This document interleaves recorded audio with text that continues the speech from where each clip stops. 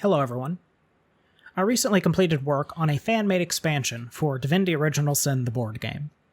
I'm recording this video to act as a bit of an advertisement for that work, but also to go over what you can expect with the expansion, as well as some of the design decisions that I made while working on it. If you don't have the board game, you can still get the board game and its expansions at the official Divinity Original Sin, the board game website, or via Larian's merch store. If you have the Miniatures Upgrade Set Part 1 expansion, you've likely noticed that there are 4 barrel miniatures included with it. If you've played through the board game, you've probably also noticed that those miniatures are not used. Barrels as an item type were ultimately cut from the game, the final version of it, but the barrel miniatures were still shipped out. As such, in their current form, the barrels act entirely just for cosmetic purposes. That was, however, the inspiration for my fan-made expansion. It seemed a shame to have the barrel miniatures and not be able to use them. Thus, the Unofficial Addendum I barrels was born. What you see before you is the version 1 edition of the PDF for the rules. I'll also show later in the video the print and play PDF as well. Both of these are currently available right now, so what you see here is what you get. This has already been approved by the Larian community manager and also approved by the admins over at BoardGameGeek.com, which is where you'll be able to find this. Eventually, I'll also host these files over on my personal website, but I have yet to get all of that set up. So for now, at least, you can get them at BoardGameGeek.com. I wanted to be sure that this expansion could be played by anyone with the board game, whether they just have the core board game or whether they have the expansions, whether or not they have the miniatures. As such, and because there's only one of each barrel type of the miniatures, I've included barrel tokens. There are 5 tokens for each barrel, excepting deathfog, of which there are only 3 tokens. And keep in mind that because these tokens are interchangeable with the miniatures, if you have the miniatures, you effectively increase the maximum number of tokens for each barrel type by 1. To correspond with these barrel tokens, there are cards, which detail the rules for each of the barrel types. Note that there is now an ooze barrel. If you noticed in the image I showed of the barrels from the expansion product page, that one mentioned deathfog and water barrels, and fire and poison barrels. In honor of the video game, in my expansion, I refer to them as water and deathfog barrels, oil barrels, and ooze barrels. But fire and oil barrel, that's the same thing, and ooze and poison barrel, that's the same thing. Because you're able to put down ooze barrels, which in turn may place poison surfaces, I had to include poison environment tokens, so those are available in the print and play as well. And because poison is now a placeable environment surface, I made some additional changes which will allow players to take full advantage of that. So there are reference cards included, which will summarize the rules that were changed, or specifically the text on cards that were either added or changed, to incorporate that poisoned environment effect. And also to round out the incarnates, I have included a new Poison Incarnate, so that you have all of the elemental types in the board game represented by incarnates as well. Additionally, you'll find what I'm calling barrel modifier cards. This deck of cards will allow you to incorporate barrels into your dungeon mode playthroughs, if you so choose. Playing with this addendum. So this addendum primarily consists of a new item type, that being barrels, and also a modified environment effect for poisoned, expanding on the existing rules for that. Barrels are unique. They're not exactly like any other type of item, but they are most similar to items. Something I'll note is if you do not have the Haunted Keep expansion, simply ignore any references in these rules, in this expansion, to deathfog barrels. So if the expansion rules say to place a deathfog barrel at such and such a location, if you don't have the Haunted Keep expansion, just don't place any barrel. The reason for that is because deathfog barrels can put down deathfog surfaces. If you don't have the Haunted Keep expansion, you're not going to have those deathfog tokens. And technically, you don't have the rules for what the deathfog surface does. But if you've played the video game, then you already know what the deathfog would do. And if you haven't played the video game, you probably could figure out what deathfog would do just from the name. Speaking of poison surfaces already are in the game, but they only exist at certain pre-printed locations in the Divine Atlas. Now that you can place them down, I added the rules here for a poison surface into the rulebook for easy reference. However, this effect, surface effect, is exactly the same as it already exists in the game. There weren't any changes to that. As in the base game, each origin in a poison space at the start of their turn gains the poison status for 2 turns, and that happens before resolving start of turn effects. That is the same as you see it printed. The only difference is now you can encounter that at other points in the game. To make use of that, I list out here the card changes I propose for the poisoned effect. That can either include now putting down a poison surface, as with the Poison Dart skill, which allows you to create poison surfaces, or having interactions with the poison surface and another elemental type. For example, Searing Daggers no longer interacts just with oily, but also poison spaces. If you're familiar with the implementation of surfaces in the video game, then the interaction between flame and oil and poison surfaces is something that will seem very familiar.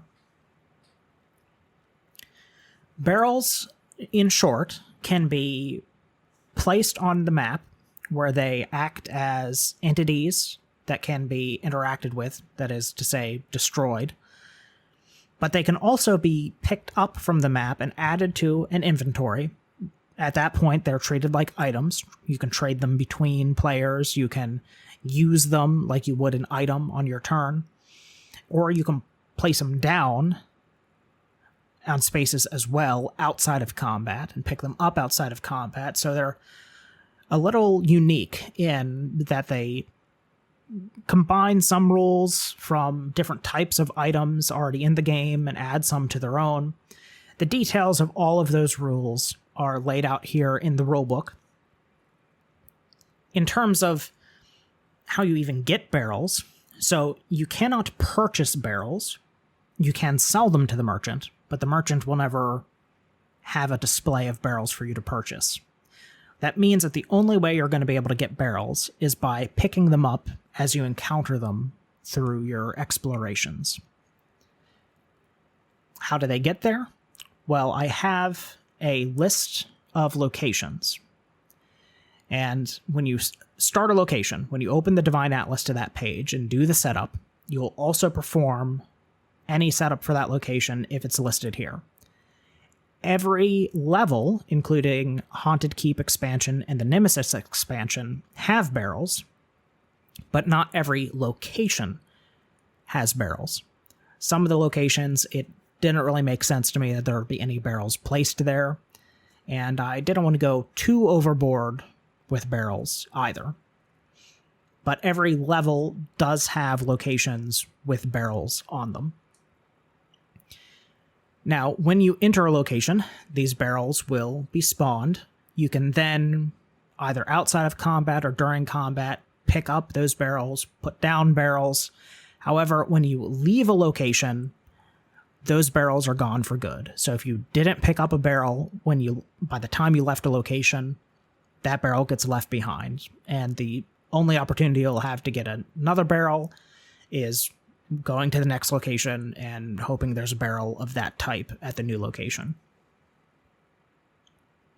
The details for interacting with barrels specifically, when you can place them down, when you can pick them up, what happens when they get attacked, those are all laid out starting here at page 7, broken down into the different types of rounds, the rules for explore rounds, rest rounds, and combat rounds. And then I also have some rules for leaving location, the interlude phase, which just reiterate things I've said before.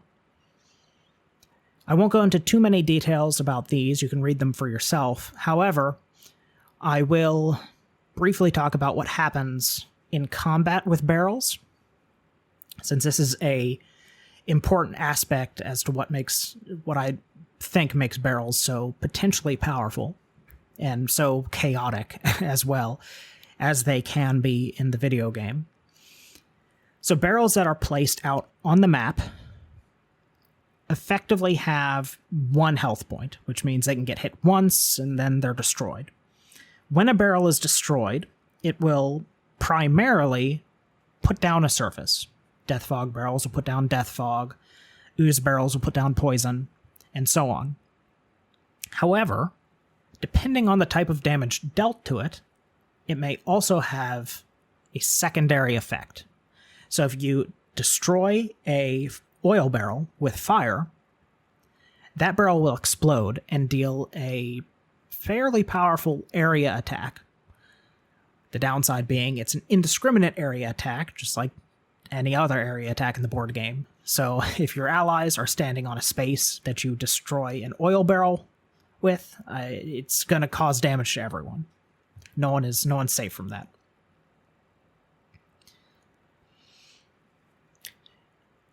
Since you can now have effectively placeable deathfog surfaces with the deathfog barrels, I had to think about the effect that would have on minion movement.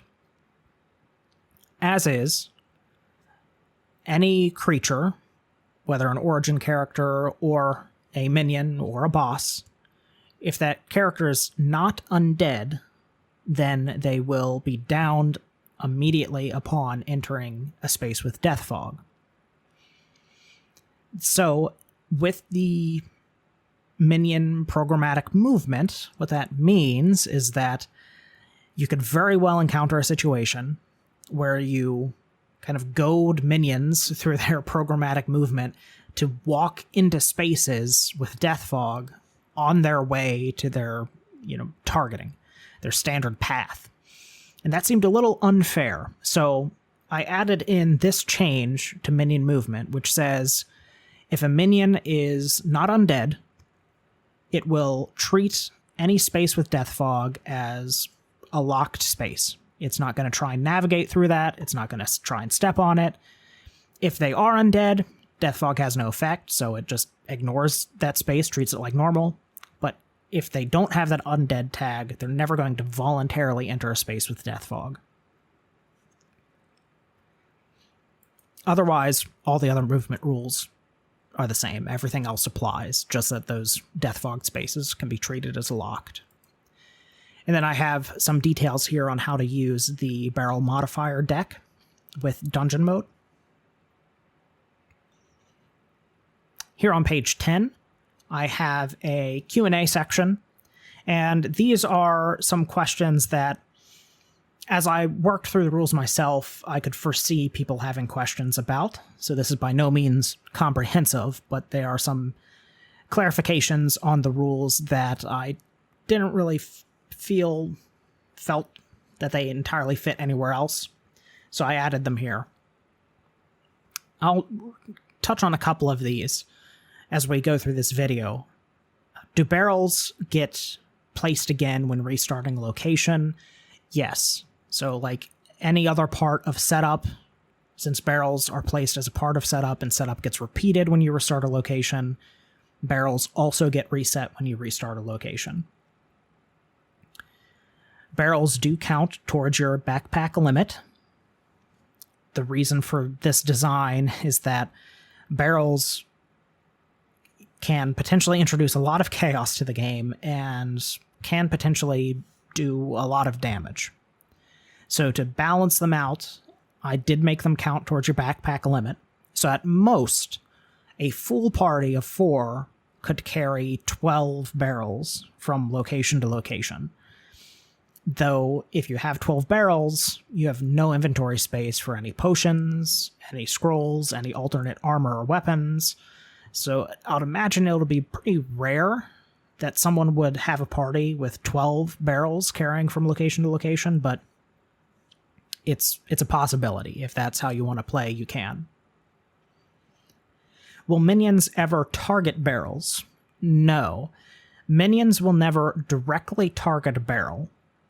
However, barrels can be destroyed by area attacks, like anything else, and a minion may target a space as a part of their normal targeting that has a barrel in it, which can destroy the barrel as a consequence of the area effect.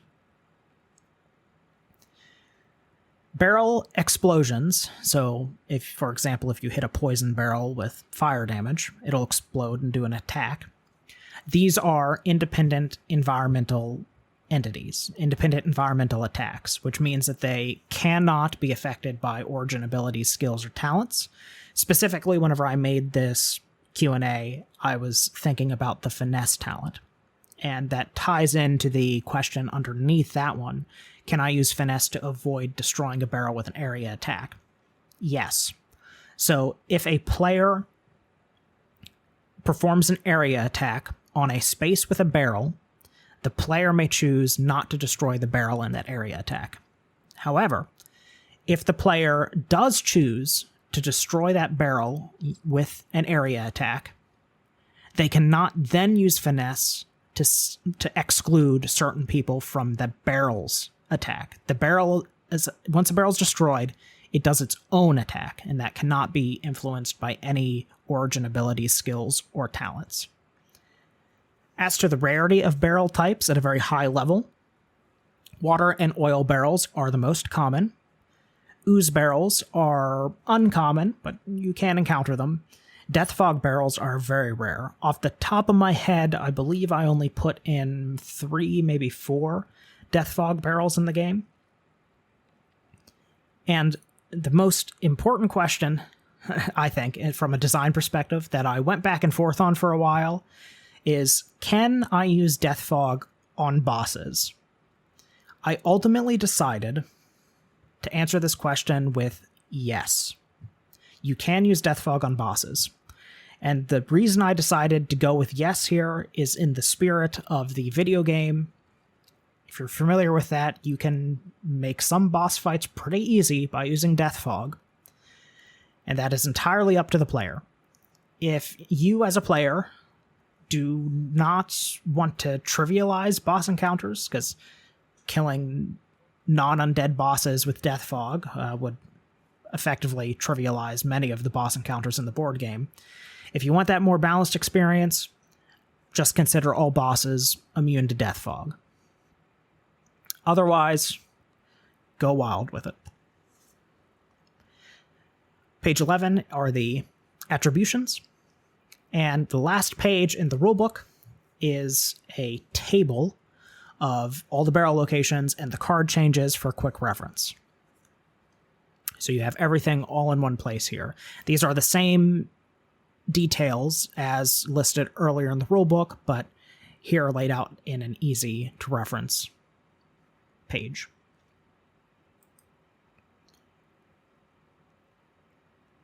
Here is the print and play resources that I made. I tried to design these to be as easy to print and cut as possible. On the first page, you have your tokens, and then on the following pages, you have all the cards. And all of these cards are already pre-counted, so you don't have to print multiple copies of a page, just print this whole PDF and you'll have all of the cards as mentioned in the rules. Also, the cards have individual codes on them. Here you can see UAI 48, UAI 49. So over the course of your play, if you print some of these out and some get damaged and you want to know which one to replace, you can just look directly at the code that's missing or the code on the card that was damaged and print out that page with that card. The only cards without codes on them are the reference cards, simply because they're all identical.